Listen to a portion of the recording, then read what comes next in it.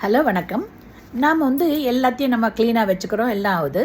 ஆனால் சில விஷயங்கள் நம்ம கிச்சன்லேயும் அந்த வாஷ் ஏரியாவில் பாத்திரம்லாம் கழுவுற இடத்துலையும் சிலது க்ளீனாக வச்சுக்கணுன்றது நமக்கு ஸ்ட்ரைக் ஆக மாட்டேங்குது, ரைட்டா?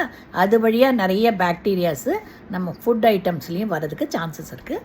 அது என்னென்னன்றது சொல்கிறேன். ஒன்று இந்த ஸ்பைஸ் பாக்ஸ், நம்ம இந்த கடுகு உளுத்தம் பருப்பெல்லாம் போடுற ஒரு பாக்ஸ் இருக்குல்ல, அதை காலங்காலமாக அப்படியே வச்சுருக்காதீங்க. மாதத்துக்கு ஒரு தடவையானோ அதெல்லாம் கிளியர் பண்ணிவிட்டு வாஷ் பண்ணிவிட்டு ட்ரை பண்ணி யூஸ் பண்ணுங்கள், ரைட்டா? இல்லைன்னா அது உள்ளெல்லாம் ரொம்ப அழுக்கு ஒட்டிட்டு அதில் பாக்டீரியாஸ் ஃபார்ம் ஆகும்.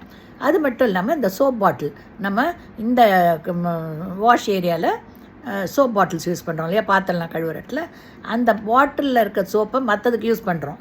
மற்றதெல்லாம் க்ளீன் பண்ணுது, ஆனால் அந்த பாட்டிலை க்ளீன் பண்ண மாட்டேன்றோம். அதோட நெக்கில், அதோட மவுத்துக்கிட்டெல்லாம் நிறைய அழுக்கு இருக்கும், அதிலெல்லாம் பாக்டீரியாஸ் வரும். ஸோ அதை ஒன்ஸ் இன் அ மந்த் நீங்கள் அதை நல்லா க்ளீன் பண்ணுங்கள், ரைட்டா? இது மட்டும் இல்லாமல் ஃப்ரிட்ஜ் ஹேண்டில், அதை நம்ம அடிக்கடி திறக்கிறோம் மூடுறோம், ஆனால் அந்த ஃப்ரிட்ஜ் ஹேண்டிலில் ஏகப்பட்ட பாக்டீரியாஸ் இருக்கும்.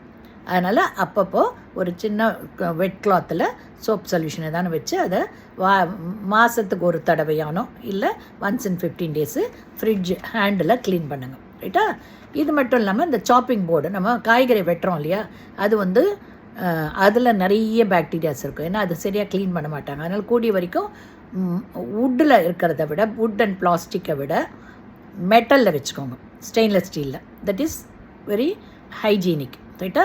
அண்ட் நான்வெஜ்ஜுக்கு தனியாகவும் வெஜிடபிள்ஸ் வெட்டுறதுக்கு தனியாகவும் வச்சுக்கோங்க. ஸோ தட் ஃபுட் பாய்சன்லாம் ஆகாமல் இருக்கும். அண்ட் எவ்ரி டைம் நீங்கள் முடித்த உடனே கம்ப்ளீட்டாக க்ளீன் பண்ணி வச்சுக்கோங்க, ரைட்டா?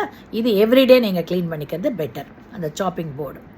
அப்புறமா ஸ்க்ரப்பர், அந்த பாத்திரம் கழுவுற ஸ்க்ரப்பர் இருக்குல்ல, அது எப்போ பார்த்தாலும் ஒரு டப்பாவில் வச்சு வெட்டாகவே இருந்ததுன்னா நிறைய பாக்டீரியாஸ் வரும். அது எப்போது ட்ரையாக இருக்கிற மாதிரி வச்சுக்கோங்க. எவ்ரி டைம் யூஸ் பண்ண உடனே அதை தனியாக ட்ரையாக ஒரு பிளேஸில் வச்சுக்கோங்க.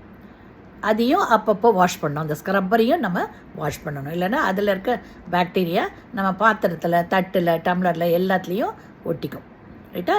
நம்ம இதெல்லாத்தையுமே every time once in a week or once in 15 days நம்ம க்ளீனாக வாஷ் பண்ணிவிட்டு அதுலேருந்து பாக்டீரியா இல்லாமல் பார்க்குறதும் ஒரு முக்கியமான ஹெல்த் ஆஸ்பெக்ட்டு, ஹைஜீன், ரைட்டா?